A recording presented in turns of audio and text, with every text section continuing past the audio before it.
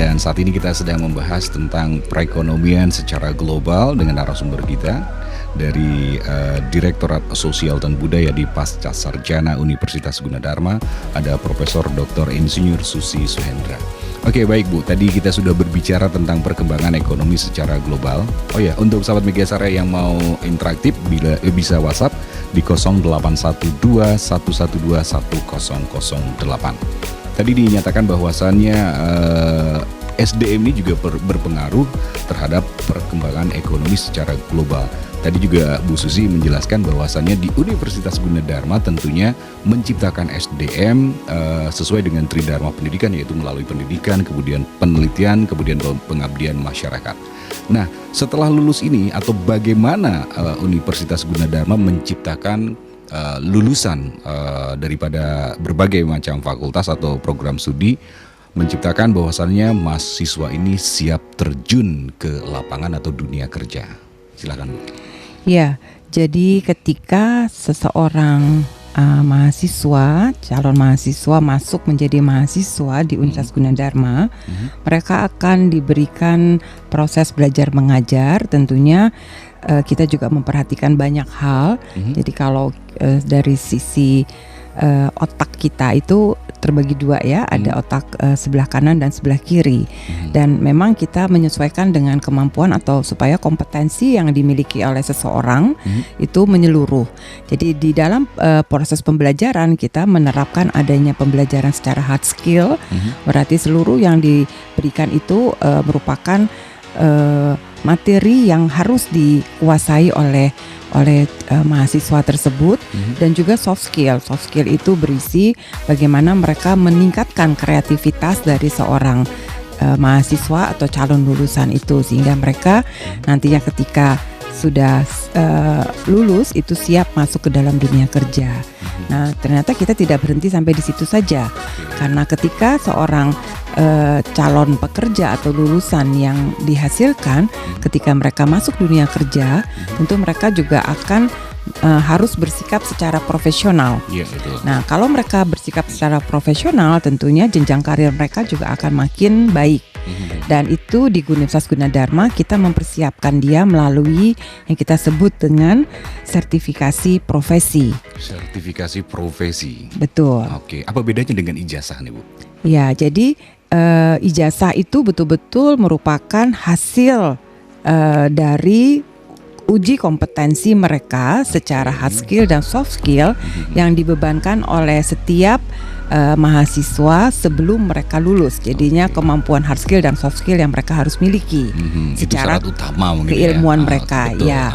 Kemudian sebagai pendamping, tentu kita juga harus melihat bahwa mereka akan siap untuk bisa masuk ke dalam dunia kerja secara profesional. Dan kalau kita bicara secara profesional, maka kita membutuhkan suatu sertifikasi profesi. Di Indonesia kita punya suatu badan yang memang mengakomodir mengenai sertifikasi itu supaya mereka terorganisir secara utuh di suatu tataran pemerintah yang ada, yaitu kita sebut sebagai BNSP atau Badan Nasional Sertifikasi Profesi, dan itu merupakan lembaga pemerintah. Ini badan loh ya. Ya. Berarti sah gitu ya Bu ya. Ya, betul. Dan setiap penyelenggara sertifikasi profesi itu harus mempunyai license tentunya. Jadi ya mereka harus terdaftar di dalam BNSP. Dan Universitas Gunadarma kita sudah mempunyai lembaga sertifikasi profesi yang sudah mempunyai izin atau lisensi dari BNSP sejak tahun 2017. Oke, lembaga sertifikasi profesi, betul. Oke, itu bagian dari Gunadarma sendiri atau gimana? Ya, itu merupakan layanan atau fasilitas yang diberikan oleh Universitas Gunadarma untuk membuat lulusannya atau alumninya menjadi lebih siap dan lebih dapat berprestasi secara profesional di dunia kerja mereka masing-masing nantinya. Oke, ada apakah semua jurusan dan program studi memiliki sertifikasi yang dikeluarkan oleh LSP daripada Universitas Gunadarma?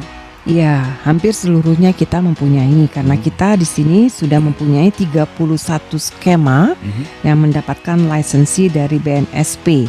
Dan skema-skema itu cukup komprehensif, mulai dari untuk ekonomi kita juga punya, seperti ada manajemen, kita ada di manajemen pemasaran, kemudian di akuntansi kita juga punya tenaga akuntansi secara profesional, yaitu mulai dari muda sampai madya, kemudian sampai dengan tingkat tinggi, kemudian untuk di teknologi informasi, kita di teknologi komputer kita punya bagaimana kita pengelolaan layanan teknologi informasi, kemudian di situ juga ada pengelolaan jaringan komputer, kemudian ada di komunikasi kita punya pembuatan ide bentuk 3D ya, 3 dimensi, kemudian video editing, kemudian di agroindustri kita juga punya suatu sertifikasi untuk pemilihan benih tanaman, kemudian untuk arsitektur kita juga ada perencanaan perancangan, ya secara umum sampai mesin juga kita punya. Jadi secara umum seluruh keilmuan yang dinaungi oleh prodi-prodi yang ada di Universitas Gunadarma itu mempunyai kelengkapan sebagai pendamping ketika lulusan kita mendapatkan ijazah. Oke, sejak kapan dari 30 skema yang ada dari lembaga sertifikasi profesi di Universitas Gunadarma itu sejak apakah dari dulu atau mungkin baru-baru ini, karena mungkin bukan peraturan, artinya pendamping itu memang baru digencarkan sekarang atau memang sudah lama nih? Ya, jadi memang secara umum kita mengikuti dari konteks yang ada, dalam arti bahwa kalau di lembaga sertifikasi ini kita baru mendapat lisensi 2017. Jadi memang kalau kita lihat dari visi misinya sesuai dengan apa yang diinginkan oleh dunia industri tentunya. Ada tujuannya ya Bu ya? Ya betul. Jadi seperti misalnya bahwa kita menghasilkan lulusan yang memang mendukung antara dunia pendidikan dengan dunia kerja, keselarasannya kita dukung. Jadi artinya link and match-nya itu ada, bahwa kalau industri kita tidak berdiri sendiri-sendiri, karena memang kita harapkan tentu lulusan dari yang dihasilkan oleh Universitas Gunadarma dapat masuk ke dunia kerja tanpa gegap ya, tanpa gagap, karena mereka sudah dididik dan disiapkan secara profesional. Kemudian memang kita bisa memberikan berbagai layanan kepada pemangku kepentingan dalam hal ini ya, untuk menciptakan suatu organisasi profesional yang mempunyai tata kelola yang baik. Kemudian ya memang di situ kita juga tidak melupakan yang namanya IPTEX-nya, jadi teknologi informasi dan komunikasinya tentu kita punya dengan sesuai dengan jejaring kemitraan secara nasional yang kita sudah miliki. Jadi artinya bahwa lulusan Universitas Gunadarma dapat betul-betul siap untuk masuk ke dunia kerja, dan dia memang punya karakter, punya daya saing yang tinggi sehingga dia bisa bekerja secara profesional. Oke, itu artinya bahwasannya selain proses belajar mengajar yang ada di kelas ya Bu ya, sama halnya dengan Tridharma tadi, bahwasannya apakah mereka juga selain proses belajar ada pendampingan untuk mahasiswa atau kegiatan-kegiatan non belajar di kelas? Seperti yang tadi Ibu sebutkan, ada sertifikasi, mungkin ada pendamping lainnya untuk menciptakan bahwasannya lulusan Universitas Gunadarma ini adalah berkarakter dan juga punya daya saing atau kompetitif. Iya. Jadi kalau dalam proses pembelajaran dari semester 1 ke semester selanjutnya, tentu mereka akan mendapatkan selain pembelajaran di dalam kelas, kita juga punya yang namanya electronic learning. Jadi di situ mahasiswa juga dilatih untuk bisa menggunakan teknologi informasi sebagai alat pembelajaran mereka.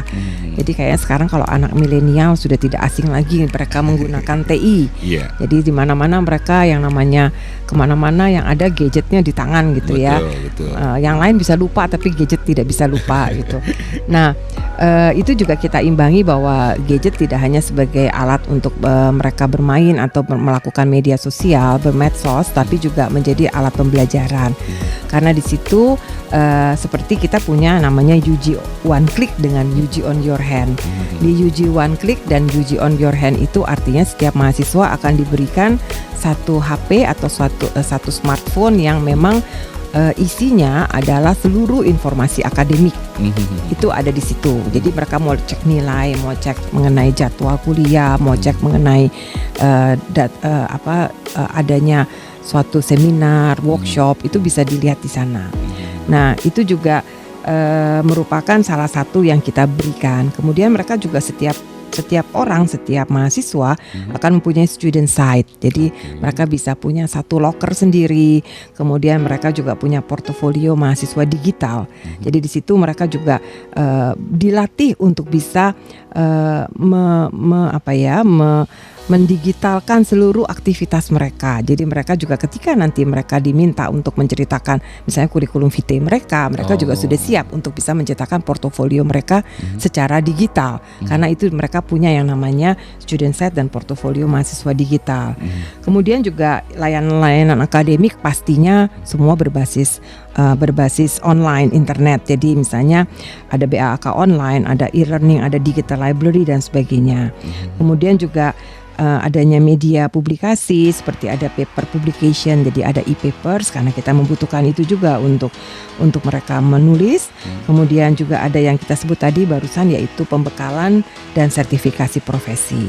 Jadi mulai dari mereka kalau di awal mereka belajar secara bisa dalam bentuk digital seperti itu tadi, atau juga lewat praktikum, kemudian ada workshop pelatihan yang mereka bisa ikuti, kemudian juga ada conference, ada seminar-seminar yang juga bisa menambah kompetensi mereka secara menyeluruh sebelum mereka masuk. Di akhirnya adalah pendampingan ijazah tadi adalah kita masuk ke dalam sertifikasi profesi. Oke, baik Ibu Susi, nanti kita lanjut lagi, dan untuk Anda yang sudah kirim WhatsApp nanti akan saya bacakan. Tapi untuk sahabat Mega Suara yang ada di 7 kota radio Mega Suara Network, kita akan kembali di Info Gunadarma tentunya bersama Universitas Gunadarma, Coloring the Global Future.